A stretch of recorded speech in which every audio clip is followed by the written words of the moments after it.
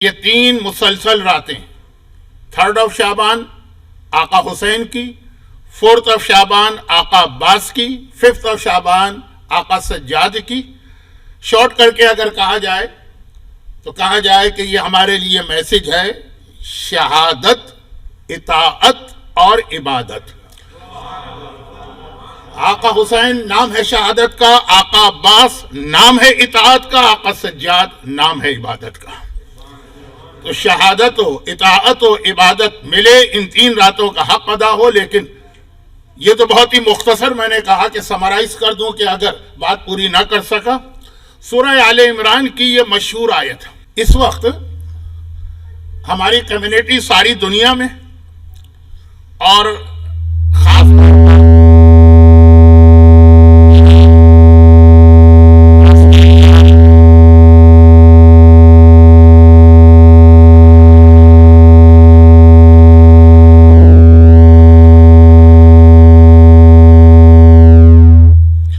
خاص طور پہ یہاں آسٹریلیا اور میلبرن میں کچھ ایسے پرابلمز میں مبتلا ہے کہ جس کو جنگل کی آگ سمجھ لیجئے، تیزی سے بڑھتا جا رہا ہے مسئلہ، جس کے گھر تک نہیں پہنچا الحمدللہ، لیکن وہ اطمینان کے ساتھ نہ بیٹھے جس طرح سے ٹائم گزر رہا ہے یہ پرابلم ہمارے اور آپ کے گھروں پہ بھی آ سکتا ہے۔ ایک بہت ہی شارٹ میں نے بات کہی ہے، آگے تقریر میں تھوڑی اس کی وضاحت ہوگی۔ سورہ آل عمران کی آیت ہے ان اللہ اصطفیٰ، اللہ ہیز چوزن آدم کو، نوح اور نوح کو، 2 پرسنالٹیز کا نام لیا، اس کے بعد کہا وَآلَ ابراہیم، اور ابراہیم کی پوری فیملی کو، وَآلَ عمران، اور عمران کی پوری فیملی کو، عَلَى العالم، اللہ ہیز چوزن، اللہ نے انتخاب کیا ہے، چن لیا ہے ان کو تمام کائنات پر۔ اب یہاں پہ ایک ایسی بات شروع میں کہہ رہا ہوں کہ ایک طرح سے آج کی محفل جہاں ویسے ہی ٹائم کم ہے، ٹاپک اتنا بڑا ہے، وہاں کے لیے مناسب تو نہیں ہے، لیکن چونکہ مجھے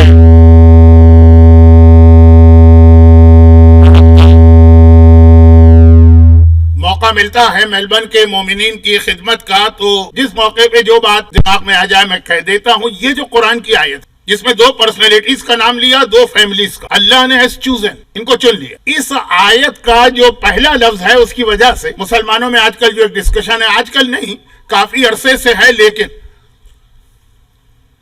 پچھلے 100 سال میں یہ چیز بہت زیادہ بڑھ گئی ہے یہ ڈسکشن، اور وہ یہ کہ کیا حضرت آدم پہلے انسان ہے کہ آدم سے پہلے بھی کچھ آدم گزرے اور آدم سے پہلے بھی انسان گزرے۔ دنیا کے مختلف علاقوں میں اتنے پرانے وہ انسان کے اسکلیٹن یہ جو بھی کہیے وہ مل رہے ہیں کہ یہ والے جو آدم ہیں جن کا ہم اور آپ نام لے کر اپنے آپ کو آدمی کہتے ہیں، جن کی وائف کا نام حوا تھا، ان آدم کو پہلا آدم کہنا مشکل ہو رہا۔ یہ میں سائنس کے پوائنٹ آف ویو سے عرض کر رہا ہوں۔ اسلام اس بارے میں کیا کہتا ہے، اس پر ایک بہت لمبا ڈسکشن ہے، کیا آج کی محفل کے لیے مناسب ہے؟ نہیں، ٹائم ہی نہیں ہے۔ لیکن وہ علماء جن کا یہ نظریہ ہے کہ اس آدم سے پہلے بھی کئی آدم گزر چکے، اور جب حضرت آدم اس دنیا میں بھیجے گئے اس وقت بھی کچھ انسانی نسلیں یہاں تھیں، وہ اس آیت کو سورہ آل عمران کی آیت نمبر 33 کو اپنی دلیل کے طور پہ پیش کرتے ہیں۔ وہ کیسے؟ پہلے ایک ذرا سا کہیں توہین نہ ہو جائے حضرت آدم کی، کہ اگر کوئی بچہ بہت خوشی کے عالم میں اپنے گھر جا کے یہ نیوز دے کہ اماں یا پاپا آج میں ریس میں فرسٹ آ گیا، خوش ہوں گے والدین، پوچھیں گے کتنے لوگوں نے پارٹیسپیٹ کیا، کہا کہ کسی نے نہیں کیا، میں اکیلا تھا۔ بھئی جب اکیلا وہ ریس میں حصہ لے گا تو فرسٹ تو آئے گا ہی نا۔ یا چلے اگر کوئی کہے کہ آج میں اپنی کلاس میں فرسٹ آ گیا، کتنے بچے ہیں کلاس میں؟ کوئی نہیں، اکیلا میں ہی پڑھ رہا ہوں اور کوئی ہے ہی نہیں۔ اب قرآن کہہ رہا ہے ہم نے آدم کو تمام کائنات سے چوز کیا، اس کا مطلب یہ ہے کہ وہاں کچھ اور لوگ اس زمانے میں تھے اور آدم کو چوز کیا گیا۔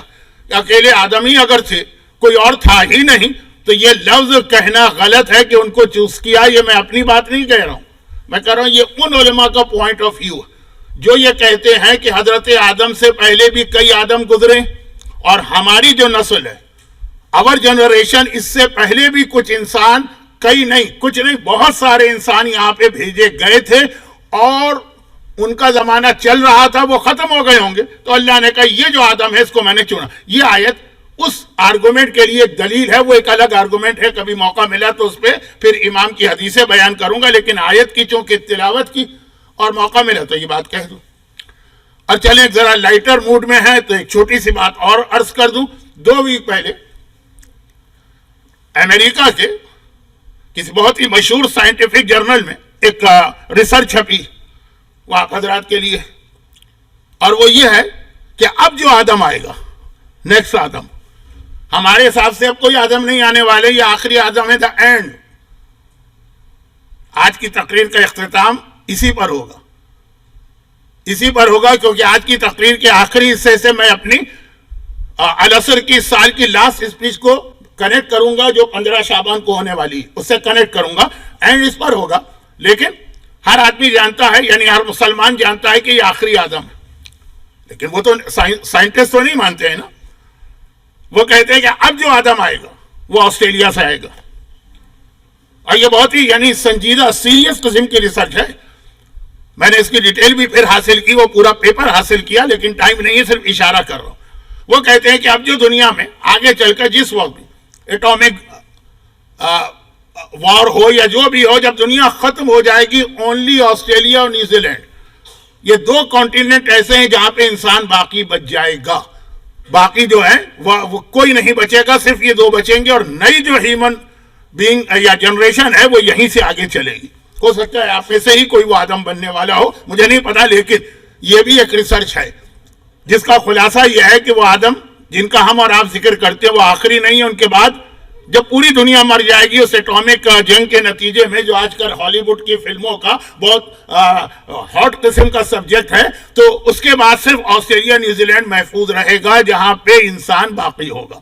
اور چاہے وہ ایک ہی ہو، لیکن وہی انسانی نسل کو آگے بڑھائے گا. یہ میں ذرا سا ادھر ادھر چلا گیا کہ اتنی دیر میں کچھ مومنین جو راستے میں تھے وہ پہنچ جائیں، تو اب وہ پہنچ گئے ہیں، میں بات کو آگے بڑھا رہا ہوں.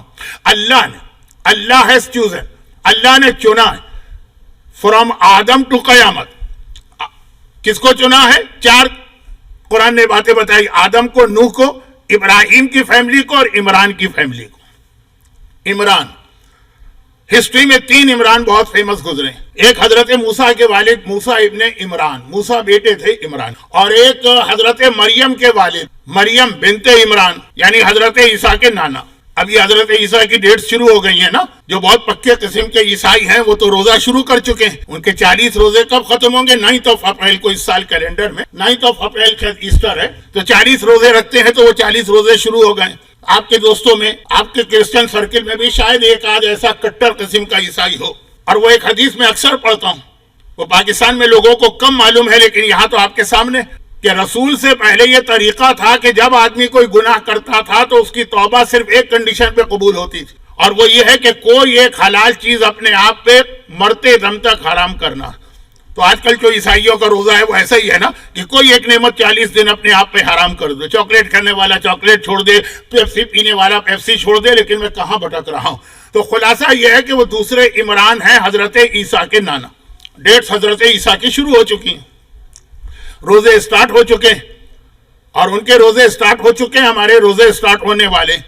ایک چھوٹا سا شرعی مسئلہ ابھی بتا دوں، اگرچہ وہ اسپیچ میں آگے چل کے آنا تھا، لیکن اب مجھے لگ رہا ہے کہ جو میرا اسٹائل ہے شاید میں اسپیچ کے ٹاپک کو کنٹرول نہ کر سکوں. چھوٹا سا ایک مسئلہ، یہ اصل اسپیچ کا میرا اصل ٹاپک یہی ہے، لیکن شاید اس کا ٹائم بعد میں نہ ملے. اور وہ یہ کہ ہمارے یہاں بہت سارے لوگ ایک غلطی کرتے ہیں روزے کے حوالے سے، اور وہ غلطی یہ کرتے ہیں کہ جن آدمیوں کو اسلام نے روزے سے ایگزمپٹ کر دیا اور یہ کہا ہے کہ روزے کے بدلے میں ایک غریب کو کھانا کھلا دو تمہارا روزہ معاف ہے، اس میں ایک کنڈیشن یہ کہ اگر ابھی آپ روزے سے ایگزمپٹ ہیں تو آپ کو 1 سال ویٹ کرنا، اور جب نیکسٹ رمضان آئے گا تو پھر لاسٹ رمضان کے روزے کا کھانا آپ دیں گے. ہمارے یہاں ایک طریقہ یہ بھی ہے، اور یہ بہت غلط طریقہ بھی ہے شرعی مسائل میں، اور وہ یہ ہے کہ آدمی پورا مسئلہ سنتا نہیں ہے، عمل کرنے کے لیے دوڑ پڑتا ہے. جیسے میں نے اولمپک میں دیکھا ہے، ریسنگ کے مقابلے ہوتے ہیں، 4 آدمی یا 10 آدمی یا 15 آدمی جو ریسر ہیں وہ کھڑے ہیں لائن پر، ان میں ایک آدھ ایسا ہے کہ ابھی وہ گن چلی نہیں، وہ دوڑ پڑتا، پھر اس کو بیچارے کو پکڑ کے لایا جاتا ہے کہ بھائی واپس آؤ، ابھی ٹائم نہیں آیا۔ ہمارے یہاں بعض ایسے ہیں کہ مرتے دم تک ہی دین پہ عمل نہیں کرتے، اور بعض اتنے بے چین ہوتے ہیں۔ میں کتنے لوگوں کو جانتا ہوں کہ مولانا ہم بیمار آدمی، ہم پہ تو روزے معاف ہے، تو ابھی پہلی رمضان آئی، انہوں نے 30 روزوں کا جو کھانا بنتا ہے 22 کلو 23 کلو دے دیا۔ اتنی ان کو جلدی ہوتی ہے، بے چینی ہوتی ہے کہ بھائی دینا تو ہے، فوراً کیوں نہ دے دو۔ غلط ہے۔ نہ صرف یہ کہ آپ کو 30 دن ویٹ کرنا ہے، بلکہ 11 مہینے اور ویٹ کرنا۔ جب اگلا رمضان آ جائے تب پھر آپ کو یہ کھانا پینا، وہ لوگ جن کو اسلام نے ایگزمپٹ کیا، جنہوں نے خود اپنے آپ کو ایگزمپٹ نہیں کرا لیا ہے، جن کو اسلام نے ایگزمپٹ کیا ہے، ان کو یہ دینے کی اجازت، ورنہ یہ ایک چیریٹی بن جائے گی، روزے کا فدیہ نہیں بنے گا۔ کیونکہ بیمار آدمی کے لیے بھی اسلام کہتا ہے تمہیں 11 مہینے ویٹ کرنا۔ ہو سکتا ہے بیچ میں ایسا وقت آ جائے، روزے ونٹر میں آ جائیں، تم ایسے علاقے میں چلے جاؤ جہاں صرف 2 گھنٹے کا روزہ ہوتا اور تم روزے رکھ سکو ڈسپائٹ یور بیماری، اور چلے اگر کوئی ایسی بیماری ہے کہ کوئی چانس ہی نہیں ہے تب بھی 11 مہینے ویٹ کرنا۔ لیکن میں جانتا ہوں، اور یہ زیادہ تر بہت ہی ریلیجس لوگ ہوتے ہیں جن کو یہ فکر و پریشانی ہوتی کہ بھئی اب ایک چیز دینا ہی ہے تو ابھی آج ہی دے دو پہلی رمضان کو، تاکہ پھر کہیں ایسا نہ ہو کہ بعد میں ہم بھول بھال جائیں۔ یہ غلط، وہ غلطی تو میں بتا ہی نہیں رہا ہوں کہ رمضان کے اس قسم کے کھانے میں کیش نہیں چلتا ہے، غریب کے ہاتھ میں کھانے پینے کی وہ چیز جانا چاہیے۔ خیر میں ذرا سا زیادہ ٹائم لے گیا، جبکہ 3 اتنے بڑے بڑے جشن آج کی تقریر میں آ گئے، واپس آئیے۔ اور وہ یہ ہے، اب اس کا بھی ربط ملے گا میرے اصل موضوع سے، لیکن چونکہ رمضان بہت قریب ہے، اور کچھ لوگ ایسے ہیں اس مجمع میں بھی ایسے ہیں جن کے اوپر روزہ معاف ہے بیماری کی وجہ سے، لیکن وہ غلطی یہ کر رہے ہیں کہ فوراً یہ رمضان شروع ہوا روزے کا فدیہ دے دیا، واپس آئیے۔ تو 4 پرسنالٹیز کو اسلام نے کہا کہ ہم نے ان کو چوز کیا، ان میں چوتھے ہیں عمران۔ 3 عمران تاریخ میں گزرے ہیں، ایک حضرت موسیٰ کے والد، ایک حضرت عیسیٰ کے نانا مریم کے والد، اور پھر تیسرے تو بہت ہی مشہور ہیں، وہی جو قرآن کا مقصد ہے، اور وہ ہے حضرت ابو طالب۔ حضرت ابو طالب کا حقیقی نام عمران ہے، طالب تو ان کے بڑے بیٹے تھے، اس لیے ابو طالب کہلانے لگے۔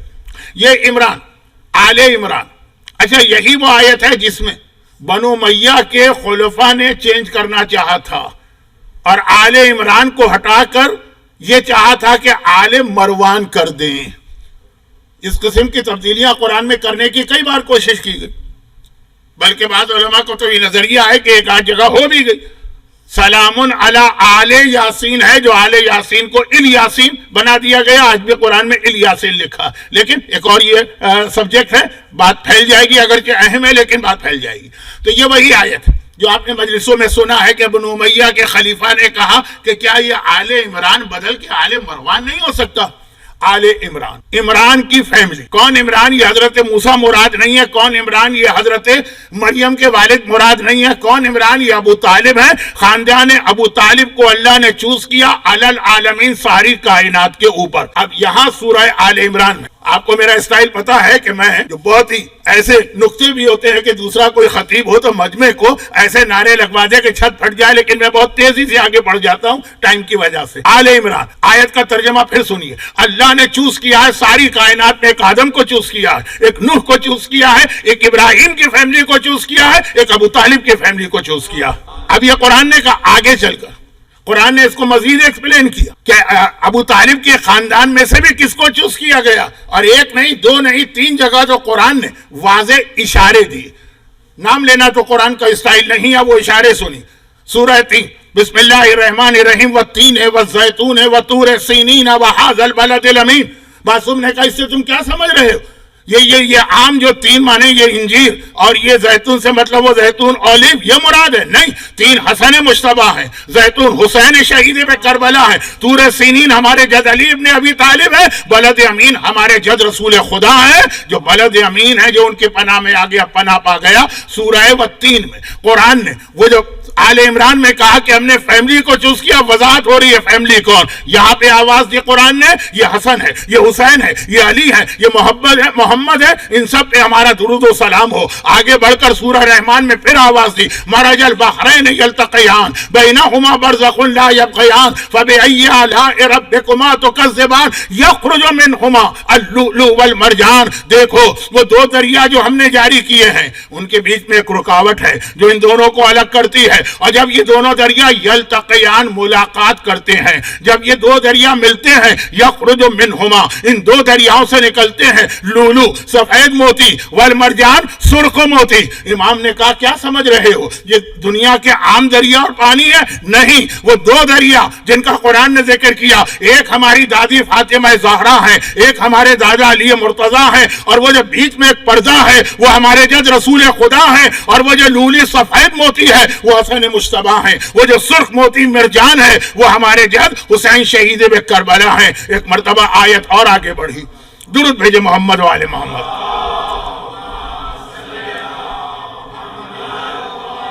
ایک مرتبہ قرآن اور آگے بڑھا، بھئی کتنی بار قرآن تعارف کرائے گا؟ قرآن حجت تمام کر رہا ہے۔ سورہ 3 میں آواز دی پنجتن کے بارے میں، سورہ رحمان میں آواز دی پنجتن کے بارے میں، اور پھر وہ آیت آ گئی جو میں نے شہزادی کونین کی ولادت کی محفل میں تلاوت کی تھی ابھی 2 ہفتے پہلے، 3 ہفتے پہلے، 1 مہینے پہلے، سورہ نور کی آیت، سورہ نور، اور اس کے اندر مزید وضاحت کر دی گئی۔ اللہ نور السماوات والارض مثل نورہ کمشکات فیہا مصباح المصباح فی زجاجۃ الزجاجۃ کأنہا کوکب دری یوقد من شجرۃ مبارکۃ زیتونۃ لا شرقیۃ ولا غربیہ۔ اللہ زمین و آسمان کا نور، اور یہ نور ایک فانوس کے اندر، اور فانوس میں ایک چراغ ہے، چراغ کے گرد ایک گلاس یا شیشہ ہے، اور وہ بالکل چمکتے ہوئے موتی کی مانند ہے، اور وہ ایسے درخت سے روشن ہو رہا، لا شرقیۃ ولا غربیۃ، یہ درخت نہ شرقی ہے نہ غربی ہے، جیسے اللہ نہ شرقی ہے نہ غربی ہے، رب العالمین ہے، اسی طرح یہ درخت نہ شرقی ہے نہ غربی ہے، پوری کائنات کے لیے ہے۔ امام نے فرمایا کس کا تذکرہ ہو رہا ہے اس آیت کے اختتام پر۔ اچھا اب یہ جو قرآن تعارف کرا رہا ہے، میں کس لفظ کی تفسیر کر رہا ہوں؟ آل عمران، عمران کی فیملی، پہلے کا فیملی، اب اس کے بعد وضاحت کی جا رہی ہے کہ فیملی سے کیا مراد ہے، کون لوگ اس فیملی میں ہیں۔ سورہ 3 آپ نے سنا، سورہ رحمان آپ نے سنا، سورہ نور۔ اب معصوم ارشاد فرما رہے ہیں مشکات، وہ فانوس جس کے اندر یہ سب کچھ چیزیں موجود ہیں، وہ ہمارے جد محمد مصطفیٰ ہیں، اور وہ چراغ علی مرتضیٰ ہیں، اور وہ نور فاطمہ زہرا ہیں، کوکب دری وہ چمکتا ہوا موتی حسن مشتبہ ہے، اور وہ درخت جس کے ذریعے سے شرقی اور غربی کے بغیر خدا قیامت تک کے لیے لوگوں کو ہدایت دے رہا ہے، وہ حسین ہے۔ لیکن اس آیت میں آگے چل کر 2 باتیں اور آ گئیں، وقت نہیں ہے کہ میں پوری آیتیں پڑھوں کیونکہ اصل موضوع میرا اس سے بھی زیادہ تفصیلی، لیکن بہت مختصر۔ ابھی تک سورہ 3 و زیتون و پنجتن کے حوالے سے قرآن نے انٹروڈکشن کرایا، ابھی تک سورہ رحمان و قرآن نے پنجتن کے حوالے سے انٹروڈکشن کرایا، سورہ نور اللہ زمین و آسمان کا نور۔ اب یہ آیت اور آگے بڑھتی، جابر ابن عبداللہ انصاری کی روایت ملا ہاشم بحرینی نے تفسیر برہان میں اس آیت کی تفسیر میں، یہ اللہ نور 17 حدیثیں کوٹ کی، اس میں آخری جو حدیث ہے حدیث نمبر 17، حدیث نمبر 17، وہ یہ کہ جابر ابن عبداللہ انصاری مسجد کوفہ میں داخل ہوئے، دیکھا مولا زمین پہ بیٹھے ہیں اور انگلی سے کچھ لکھ رہے ہیں اور مسکرا رہے ہیں، جیسے کوئی آدمی مثلا آپ کو کوئی شعر بہت پسند آ جائے، قصیدے کا شعر ہے، آپ پڑھتے رہتے ہیں، مزہ لیتے ہیں، اس کو کہتے ہیں مزہ لینا۔ مزہ خالی برگر میں نہیں ہوتا، مزہ خالی پیزا میں نہیں ہوتا، مزہ جو ہے نا وہ شعر و شاعری میں بھی ہوتا ہے، نہیں، مزہ جو ہے ذکر خدا میں بھی ہوتا ہے، مزہ جو ہے دعاؤں میں بھی ہوتا ہے۔ تو مولا مسکرا رہے ہیں، زمین پہ کچھ لکھ رہے ہیں، زمین پہ کچھ لکھ رہے ہیں اپنی انگلی سے اور مسکرا رہے ہیں۔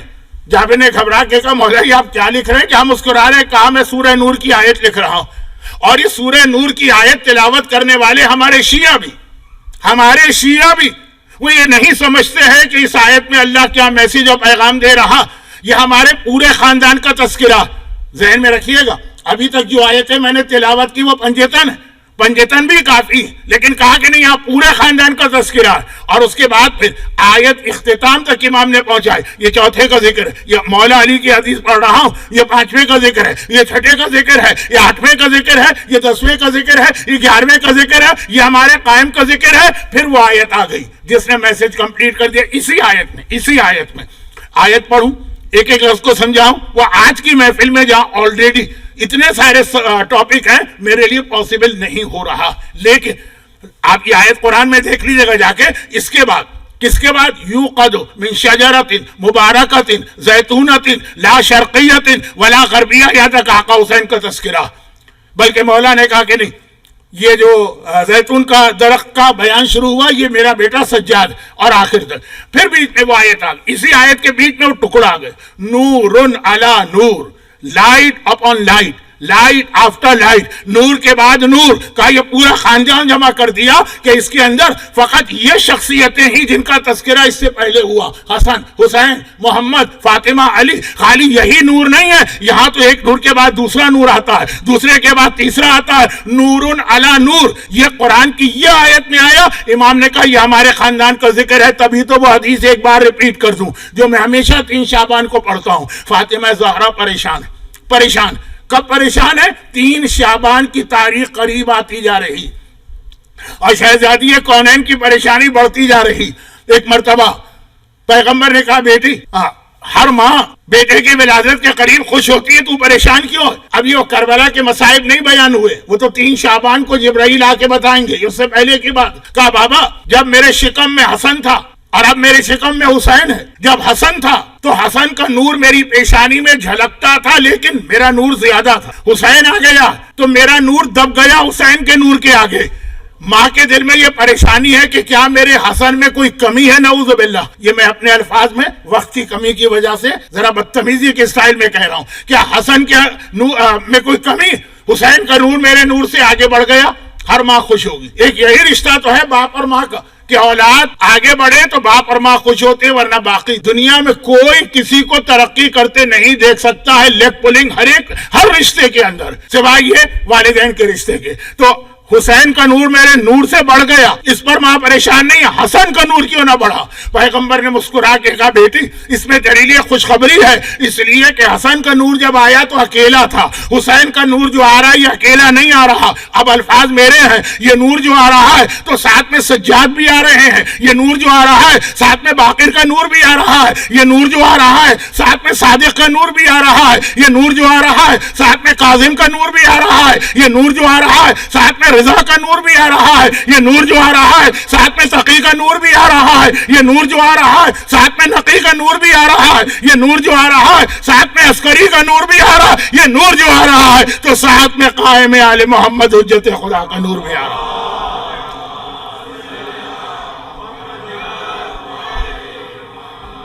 آپ یہاں پہ بہت ہی روشن بلب لگا دیں اور پھر ویسے ہی آپ 10 بلب لگا دیں، روشنی کس میں زیادہ ہوگی؟ نور علی نور، سورہ نور کی اسی آیت میں اور اسی بیان کے بیچ میں ہے کہ اللہ نور السماوات والارض مثل نورہ کمشکات فیہا مصباح المصباح فی زجاجہ الزجاجۃ کأنہا کوکب درریۃ یوقد من شجرۃ مبارکہ۔ یہ سلسلہ چلا اور یہ جابر کے سامنے مولا نے کہا اس میں ہمارے پورے خاندان کا ذکر ہے آخری امام تک۔ اور پھر قرآن نے آیت کہاں پہ ختم کی؟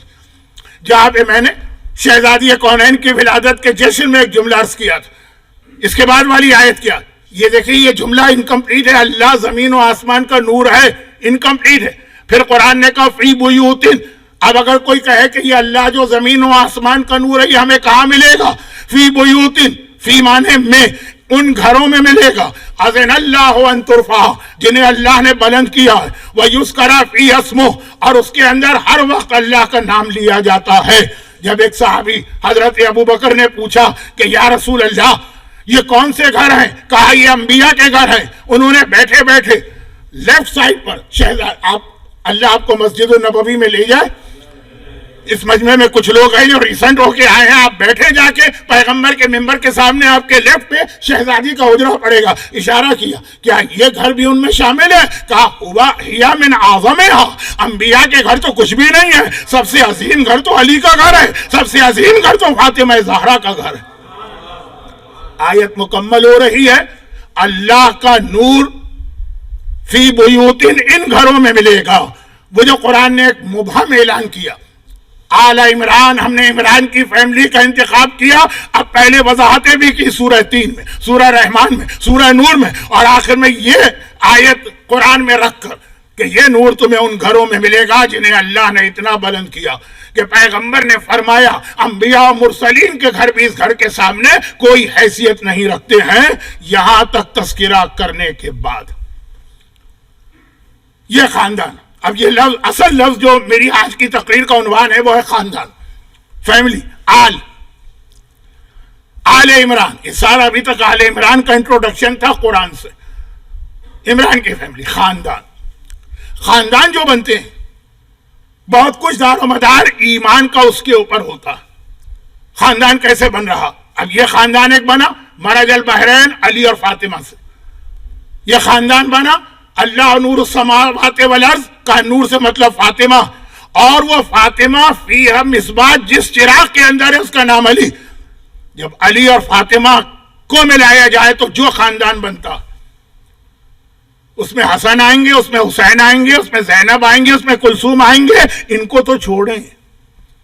اس کی وجہ سے جو فیملی بنے گی، اس کی وجہ سے جو فیملی بنے گی وہ ایسی پاک اور پاکیزہ فیملی ہوگی کہ خیر بھی اگر آئیں گے تو سلمان من اہل البیت بن جائیں گے، فضا جنت کی سردار بن جائیں گے۔ غیر جن کا کوئی ان سے خونی رشتہ نہیں ہے، بلڈ ریلیشن نہیں ہے، اس خاندان کے بننے کی وجہ سے یہ پیدا نہیں ہوئے ہیں، لیکن خاندان کے قریب آ گئے تو ایک ایران سے آنے والا غلام سلمان بنا، حبشہ سے آنے والی کنیز فضا بنی ہے۔ یہ پاک و پاکیزہ خاندان، اور اہل بیت نے ہمیشہ اس بات پہ زور دیا ہے، گرچہ ہمارے ہاں اس حدیث کا مطلب کچھ اور نکالا گیا، جو ہمیں ذرا سا اپنا مخالف نظر آیا، ہم نے فوراً اس کے نسب پہ اعتراض کر دیا۔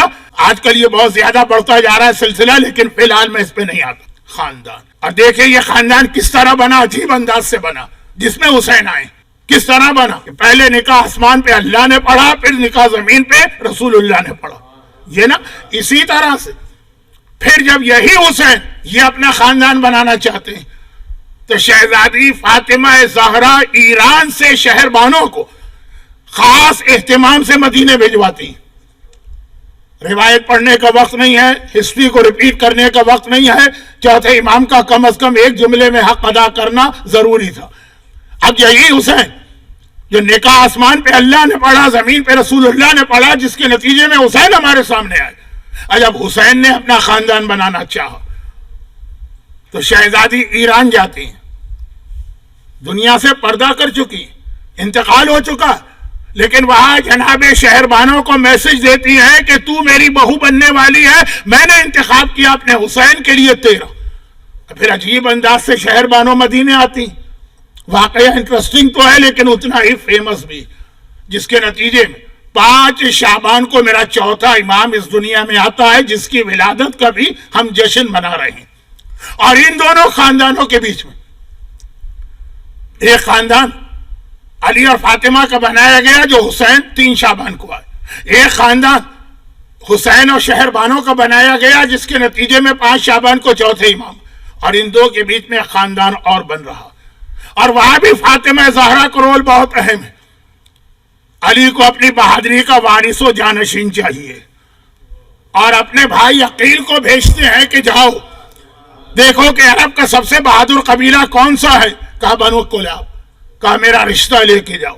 اور جب یہ رشتہ وہاں گیا اور سردار قبیلہ، تو پہلے تو یقین نہیں آیا، کہا شاید مجھے دھوکہ ہو رہا ہے، یہ کیسے ہو سکتا ہے کہ محمد کا داماد ہمارا داماد بنے؟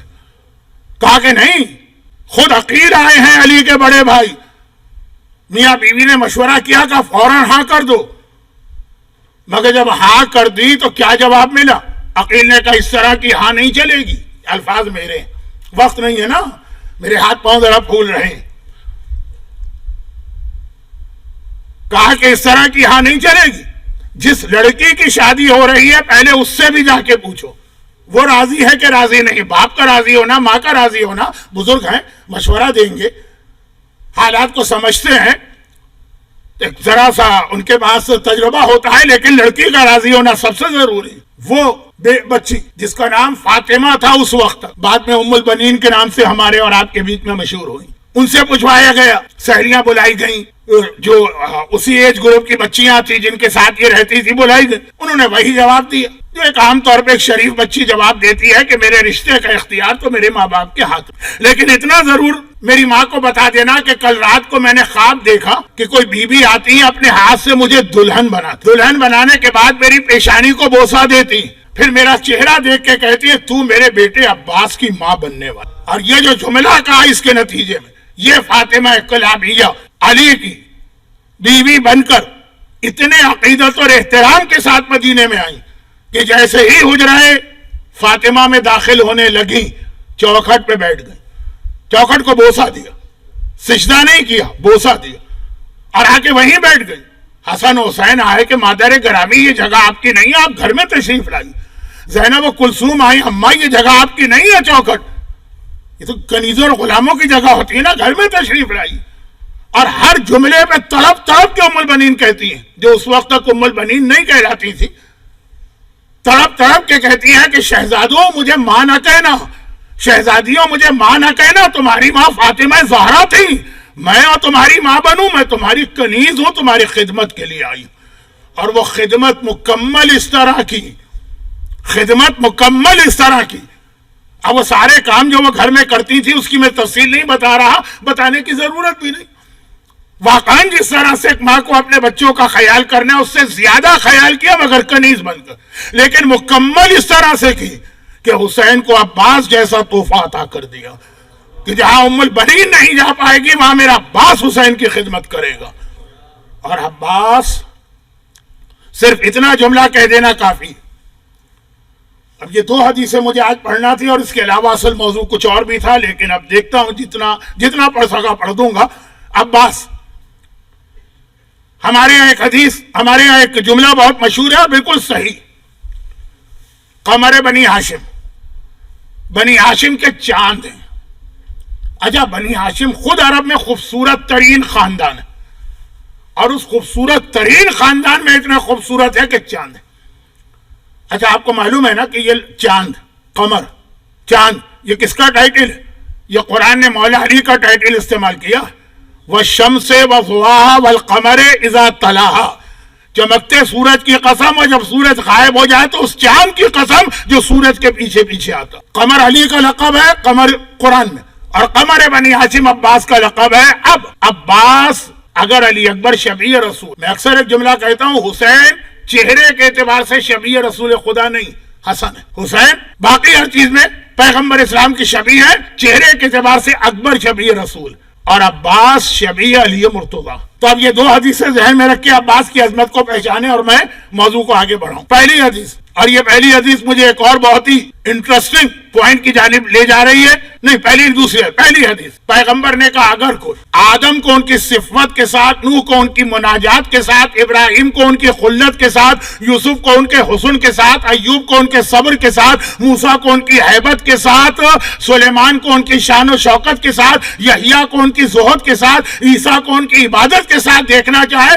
تو یہ الگ الگ دیکھنے کی ضرورت نہیں ہے، ایک بار علی کے چہرے پہ نگاہ ڈال لو، یہ تمام انبیاء تمہیں مل جائیں گے۔ اور عباس کون ہے؟ عباس شبیہ رسول خدا ہے، یعنی علی ہی نہیں، عباس کے چہرے کو دیکھو، یہاں آدم کی جلالت بھی نظر آئے گی، نوح کی مناجات بھی نظر آئے گی، ابراہیم کی خلت بھی نظر آئے گی، عیسیٰ کا روح بھی نظر آئے گا، محمد مصطفیٰ اور علی مرتضیٰ کی شان سیادت بھی نظر آئے گی۔ جب چہرہ شبیہ ہے علی کا تو جو علی کے چہرے پہ آپ کو جلال و نور نظر آ رہا ہے وہ عباس۔ اور دوسرا پیغمبر کی مشہور حدیث، النظر الی وجہ علی عبادہ، علی کے چہرے کو دیکھنا عبادت ہے، تو عباس کا چہرہ بھی تو علی کا چہرہ ہے، عباس کے چہرے کو دیکھنا بھی عبادت ہے۔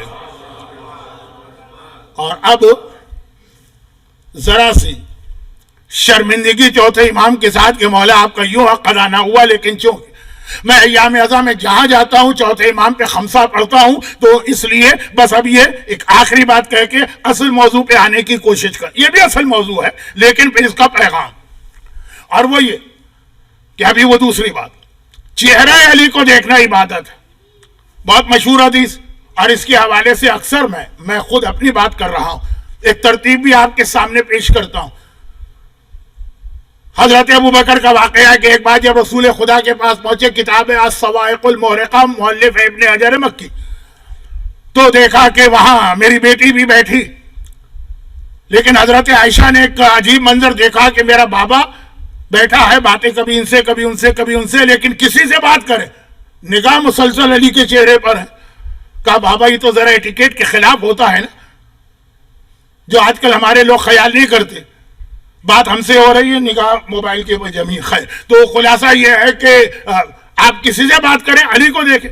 کہا اس لیے کہ میں نے رسول کو یہ کہتے سنا کہ نظر الی وجہ علی عبادت، علی کے چہرے کو دیکھنا عبادت ہے، میں چاہتا ہوں جتنی دیر بیٹھوں عبادت کا ثواب لوں۔ حضرت عائشہ نے کہا تو آپ نے خالی کیا اتنا سنا ہے؟ میں نے تو یہ بھی سنا ہے، رسول نے کہا ذکر علی عبادت، ارے خالی علی کا ذکر کر لو عبادت ہے۔ پیغمبر نے کہا تم دونوں نے اتنا ہی سنا ہے، میں نے تو یہ بھی کہا حب علی عبادت، ارے دل میں علی کی محبت رکھ لو، یہی عبادت ہے۔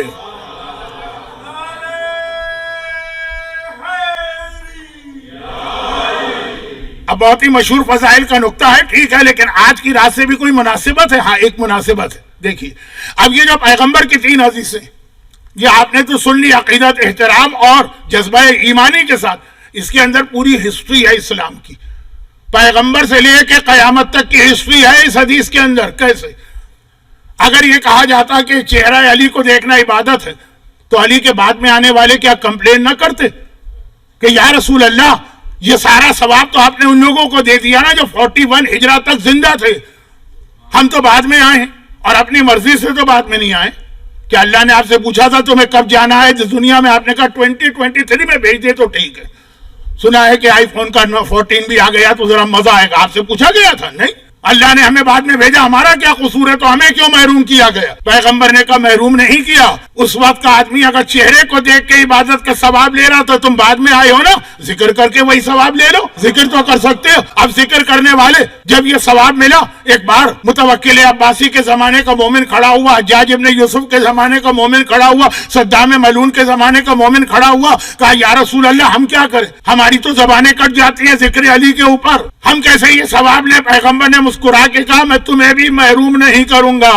اگر وہ علی کے زمانے کے لوگ چہرے کو دیکھ کے ثواب لے رہے ہیں، بعد کے لوگ ذکر کر کے ثواب لے رہے ہیں، تو ظالموں کے زمانے میں رہنے والے دل میں علی کی محبت رکھ لیں، ان کو وہی ثواب مل رہا ہے۔ پوری تاریخ آ گئی کہ نہیں آئی؟ اسلام کی پوری تاریخ آ گئی کہ نہیں آئی؟ پیغمبر سے لے کے صدام تک اور صدام سے لے کے سفیانی تک سارے ظالم بھی آ گئے نا۔ اب یہ ایک حدیث ہے، اب اس سے ملتی جلتی سملر حدیث سن لی، وقت کم ہے، میں بار بار کہہ رہا ہوں لیکن کیا کروں، واقعاً وقت کم ہے۔ ایک بہت ہی مشہور واقعہ، بہت ہی مشہور، میں پہلا جملہ کہوں گا تو آپ کہیں گے مولانا بہت مشہور روایت پڑھ رہے، میں روایت پڑھ ہی نہیں رہا ہوں۔ فطرس ولادت ہوئی، جبرائیل مبارکباد دینے کے لیے آ رہے ہیں، اور اس جزیرے میں فطرس ایک فرشتہ، اب اس پہ بڑی لمبی لمبی بحثیں کہ کیا فرشتے گناہ کر سکتے ہیں کہ نہیں کر سکتے ہیں، فطرس فرشتہ تھا کہ نہیں تھا، شیطان فرشتہ نہیں تھا، قرآن نے کہا کان من الجن، وہ تو جنوں میں سے ہے لیکن حکم فرشتوں کو تھا، اس پر بھی آیا، وہ تو بہت لمبی بحثیں چھوڑ دیجئے۔ فطرس بہت مشہور واقعہ، اور یہ واقعہ خاصا معتبر بھی ہے۔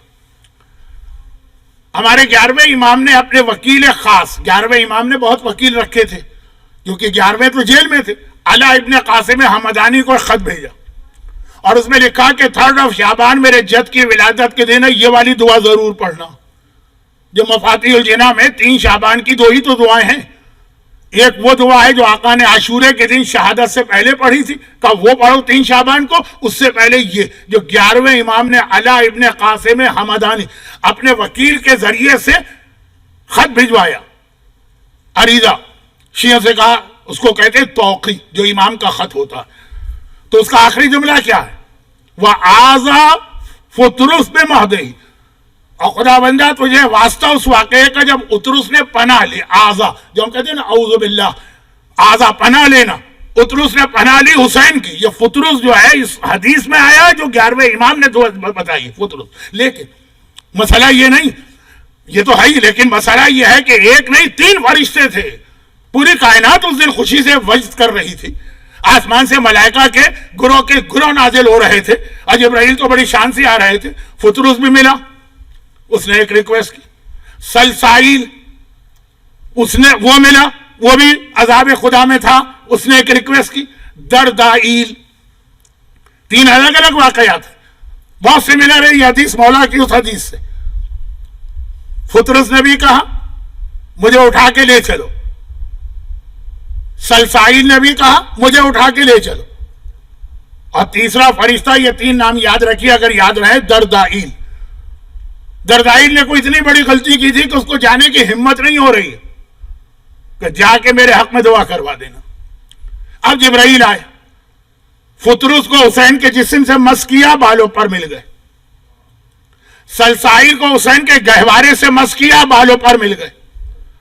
دردائیل کی ریکویسٹ پیغمبر کو دی, پیغمبر نے حسین کو اپنی آغوش میں لیا. یہ بھی بہت مشہور واقعہ ہے, لیکن شاید شاعروں کے کلام میں اس کا قافیہ ٹھیک نہیں ہوتا ہے تو وہ دردائیل کو نہیں لاتے. یا یہ کہ فطرس ایک سمبل ہے ان تمام فرشتوں کے لیے. پیغمبر نے گہوارے سے, دردائیل خود نہیں ہے, گود میں لیا حسین کو اور کہا خدا بندہ اس حسین کا واسطہ دردائیل کی خطا معاف. اور دردائیل الٹا ہوا آ گیا, دردائیل کی خطا معاف ہوئی, دردائیل الٹا ہوا یہاں آ گیا. اور پیغمبر نے اس کی ایک ڈیوٹی لگا, کربلا چلے جاؤ, قیامت تک جب بھی کوئی میرے حسین کا ظاہر آئے اس کا نام یاد رکھ لینا اور مجھے آ کے بتاتے رہنا.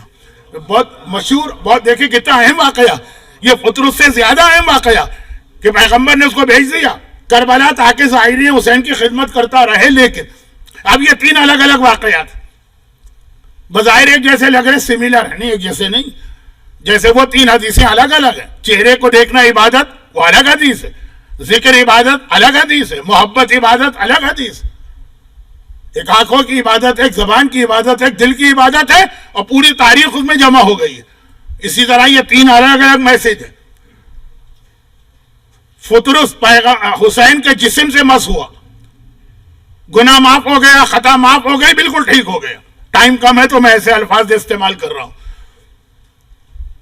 ہم اور آپ شکایت نہیں کرتے کہ یا رسول اللہ, فطرس کو تو یہ برکت مل گئی کہ اس نے اپنے آپ کو حسین کے جسم سے مس کر دیا. ہم تو حسین کے زمانے میں نہیں ہیں. اگر ہم حسین سے شفا لینا چاہیں تو ہم کیسے اپنے آپ کو حسین سے مس کریں؟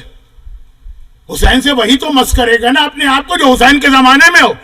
دوسرا فرشتہ آ گیا, سلسائل, گہوارہ حسین سے مس کیا گیا. کہا حسین کا جسم نہیں ہے, وہ لکڑی ہے جس سے گہوارہ بنا ہے, تاکہ اگر تم حسین کے جسم سے اپنے آپ کو مس نہیں کر سکتے, کربلا جاؤ, ذریعے حسین سے اپنے آپ کو مس کر دو, وہی برکتیں لے آؤ.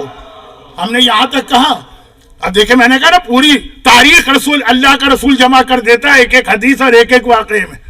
جب ہم نے کہا کہ وہ گہوارے سے مس ہوا, پیغمبر نے گہوارے کو دلیل بنایا کہ اگر کوئی حسین کے زمانے میں نہیں ہے, بعد میں ہے, اپنا جسم مس کر دے حسین کے منسوب ہر چیز سے, چاہے وہ میرے جملہ سنیے گا, کربلا کی زری ہو, عزا خانے کا علم ہو, آپ کے کندھے کا تابوت ہو, جو چیز حسین کے نام پر ہے اس سے اپنے آپ کو مس کر دو.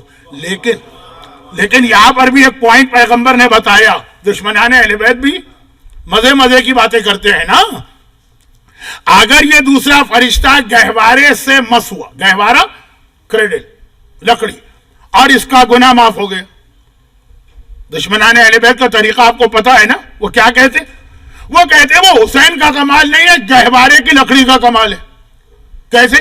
یہ گہوارے کی لکڑی فلاں صحابی نے درخت لگایا تھا, وہ درخت کو کاٹا تو وہ اس سے یہ گہوارہ بنا, تو وہ جو صحابی کا لگایا ہوا درخت ہے نا اس کی برکت سے یہ ہوا.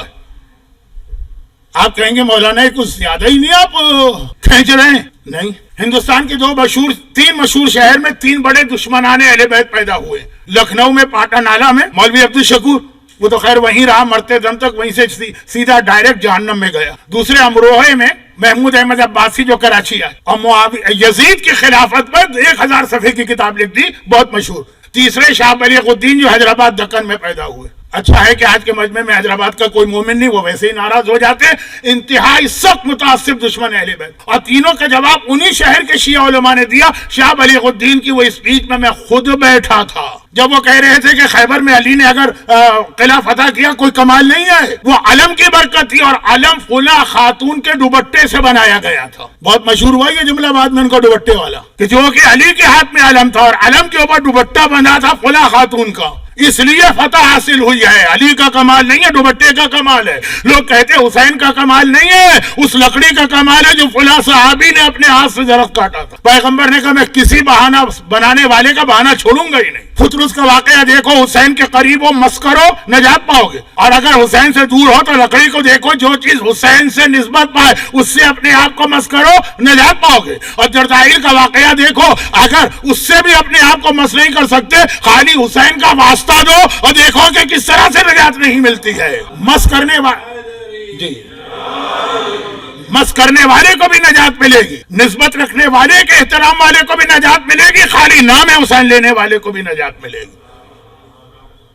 مگر حسین نے کہا میرا نام لینے والوں ایک بات یاد رکھو، اور وہ یہ ہے کہ اللہ سے ڈرتے رہنا اور اللہ کی اطاعت کرتے رہنا۔ پھر ایک ہمارے سامنے دو تین بہت عجیب حدیثیں آتی ہیں، اگر آج پورا نہ پڑھ سکا تو انشاءاللہ پھر میں یہ 15 شعبان کو پڑھوں گا، کیونکہ ہم اور آپ اس وقت آقا عباس کا بھی میں نے تھوڑا بہت صحیح ذکر کیا، آقا سجاد کا بھی تھوڑا بہت صحیح ذکر کیا، آقا حسین کا تو مسلسل ذکر رہا۔ اب سنیے ایک بات کہ آقا حسین شب عاشور اپنے اصحاب کو ایک خطبہ دیتے ہیں جو بصائر و درجات کتاب میں بہت ہی عالیشان کتاب ہے۔ یہ فضائل اہل بیت بھی بہت پرانی ہے، 11ویں امام کے زمانے کی کتاب، بہت پرانی۔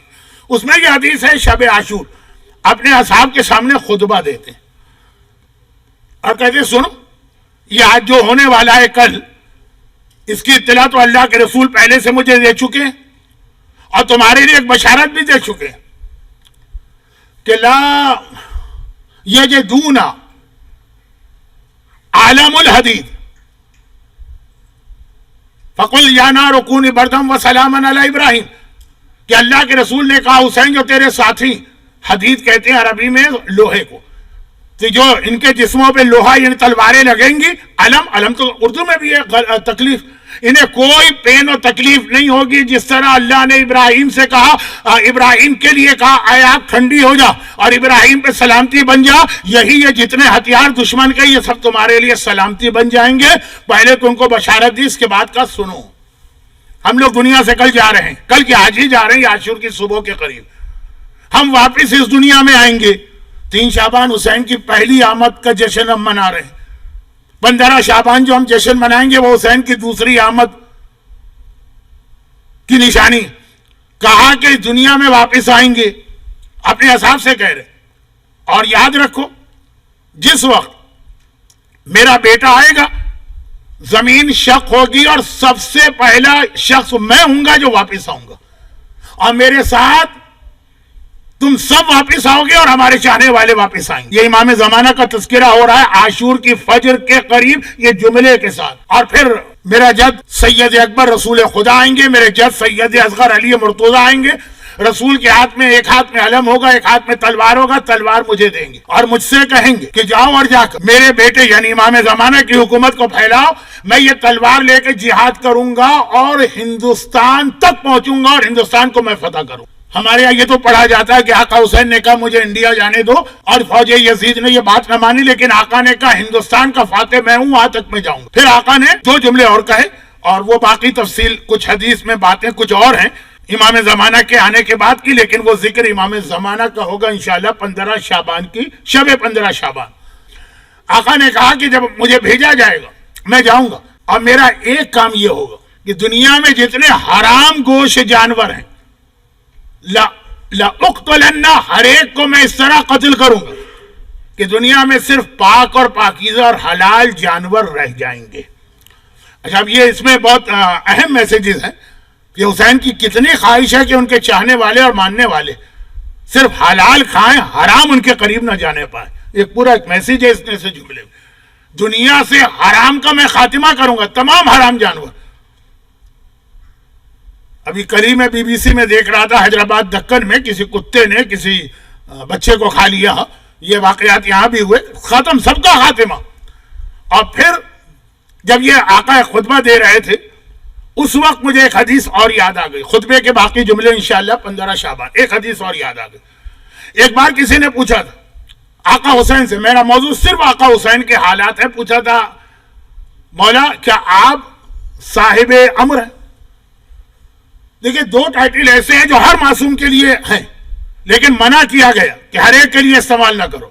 امیر المومنین کا ٹائٹل کہ مولا آپ بھی تو مومنوں کے امیر ہیں، کہا لیکن یہ صرف میرے دادا کا ٹائٹل ہے، ان کے علاوہ کسی کے لیے استعمال جائز نہیں، ہمارے لیے بھی استعمال نہ کرنا. ہر امام امیر المومنین ایک کہا نہیں، صرف علی. اور دوسرا صاحب الامر، ہر معصوم اپنی جگہ اولی الامر ہے، صاحب امر کا نہیں، یہ میرا بیٹا ہے صرف وہ صاحب امر. راوی نے پوچھا، مغیرہ راوی ہے، سوال کرتا ہے کہ مولا یہ امام زمانہ کے بارے میں نہیں پڑھ رہا ہوں، آقا حسین کے بارے میں پڑھ رہا ہوں، مولا ان کے آنے کی نشانی کیا ہے؟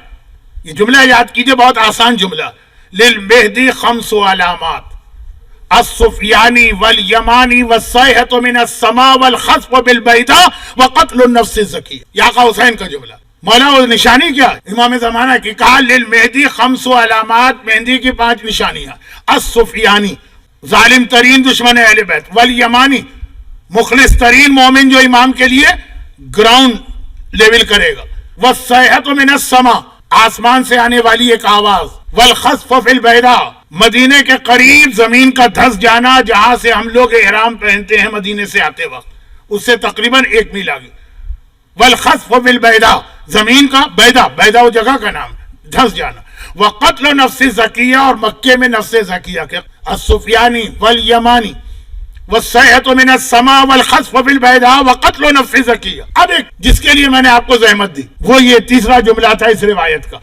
راوی نے کہا لیکن مولا ہم پہچانیں گے کیسے کہ یہ مہدی ہے؟ آپ کو یاد کیجئے جو 7th امام کی شہادت کی مجلس تھی لاسٹ ویک، میں نے اس میں یہی کہا تھا نا کہ ہاؤ ٹو ریکوگنائز. اور یہ آقا حسین سے سوال کر رہا ہے راوی، مولا ہم پہچانیں گے کیسے؟ عجیب جواب دیا. یہی جواب 7ویں امام کے حالات میں ہے، یہی جواب 12ویں امام کے حالات میں. کہا بالحلال والحرام، جو وہ حلال و حرام تمہیں سکھائے گا اس سے پہچان میں آئے گا کہ یہ امام برحق اور امام مہدی.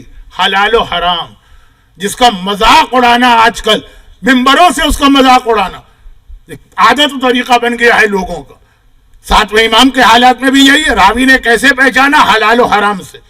12ویں امام کی بہت اہم یہ نشانی ہے بھئی ہمارا اور آپ کا مسئلہ، نعوذ باللہ 7ویں امام کی پہچان نہیں، ہم کو معلوم ہے وہ ہے. ہمارا آپ کا مسئلہ 12ویں امام کی پہچان، حلال و حرام. کہا مولا، اب یہ حدیث آقا حسین کی نہیں ہے، یہ دوسری حدیث. کہا مولا سفیانی کی پہچان کیا؟ کہا اس کے لشکر میں اکثر وہ لوگ ہوں گے جن کی ولادتیں صحیح نہیں. کہا ولادتیں ٹھیک نہیں، خاندان. میں نے کہا علی اور فاطمہ پاکیزہ خاندان بنا، علی اور ام البنین پاکیزہ خاندان بنا، حسین و شہربانو پاکیزہ خاندان بنا. شیعوں سے بھی یہ ایکسپیکٹیشن ہے کہ خاندان کو پاکیزہ بناؤ. اب آج کل جو بڑا مسئلہ پیدا ہو گیا ہے پوری دنیا میں اور میلبرن میں خاص طور پر، طلاقیں بہت زیادہ ہو رہی ہیں. چلے وہ چھوڑیے، وہ ایک الگ موضوع. لیکن بھائی کم از کم وہ فلاں ایک صاحب کسی بیماری میں مبتلا تھے، کوئی علاج نہیں کرائے، مر گئے. دوسرے صاحب کو وہ بیماری ہوئی، لوگوں نے کہا بھائی علاج کراؤ، کہا کہ وہ مر گئے. کہا کہ نہیں ڈاکٹروں کے پاس جانے کا فائدہ نہیں، کہ موت تو وہاں بھی ہے. کہا لیکن ایک آرگنائز موت ہے نا، ایک سسٹمیٹک موت ہے نا، مرنا بھی ہے تو صحیح طریقے سے مرو. بغیر دوا کے مرنے سے بہتر ہے ڈاکٹر کی دوا کھا کے مرو. چوری بھی کرو تو ذرا قاعدے سے چوری کرو، طریقہ ہوتا ہے چوری کرنے کا بھی. طلاق بھائی اگر بری چیز ہے وہ چھوڑ دو، میں طلاق کے موضوع میں بات، صحیح طریقے سے تو طلاق ہو. ہمارے ایک جملہ بہت مشہور ہے، دشمنان اہل بیت نے مسلمانوں کی نسل خراب کرنے کے لیے حج سے طواف النساء نکال دیا تاکہ پیدا ہونے والے بچے حرام ہو. اول تو جملے ہی غلط. اگر کوئی طواف النساء نہ کرے تو اس کی اولاد حرام کی اولاد نہیں ہوتی، چاہے جان بوجھ کے بھی نہ کرے. وہ ایک الگ بحث ہے، وقت نہیں ہے. 22 ہو گئے ہیں اور 27 پر شاید اذان. لیکن اس سے زیادہ خطرناک ہے اگر طلاق صحیح طریقے سے نہ ہو. طلاق کی سب سے اہم شرط ہے کہ اس کے گواہ عادل ہونا چاہیے. یا ایسی طلاقیں بھی ہوئی ہے کہ داڑھی منڈوں کو بٹھا کے طلاق کی گئی ہو, طلاق نہیں, وہ استری اب تک بیوی ہے اپنے شوہر کی, اور اگر اس نے دوسری شادی کر لی اب یہ ولادت میں گڑبڑ ہے, کیونکہ اب لا علمی میں ہوئی ہے تو اس کو بھی ہم حرام کی اولاد تو نہیں کہیں گے, لیکن لشکر امام میں شاید شامل ہونے کے قابل نہ ہو. پروردگارہ تجھے واسطہ اس آقا حسین کا کہ جس کے گہوارے سے مس ہو کے سلسائل, اور جس کے جسم سے مس ہو کے فطرس, اور جس کے وسیلے کی دعا نے دردائل کی بڑی خطاؤں کو معاف کر دیا. جتنے لوگ آج کی اس محفل میں موجود ہیں, ان کی جتنی گزشتہ اور آئندہ خطائیں ہیں جو لا علمی میں ہو رہی ہیں, خداوندہ حسین کا واسطہ, حسین کے اس خون معصوم کا واسطہ, عباس کے کٹے ہوئے بازوؤں کا واسطہ, سجاد کے گلے کی توق اور ہاتھوں کی ہتکڑیوں کا واسطہ, ان سارے گناہوں کو معاف فرما. ہمیں ان کی سیرت پہ چلنے کی توفیق عطا فرما. ہمیں اس قابل کر دے کہ آقا حسین بھی ہم سے خوش ہو, آقا عباس بھی ہم سے راضی ہو, آقا سجاد بھی ہماری شفاعت کرے, اور خداوندہ صاحبان ایمان کی ساری حاجتیں پوری فرما. ہمیں ایک دوسرے کے ساتھ محبت و اتفاق سے رہنے کی توفیق عطا فرما. ظہور امام میں تاجیل فرما. ربنا تقبل منا انک انت السمیع العلیم.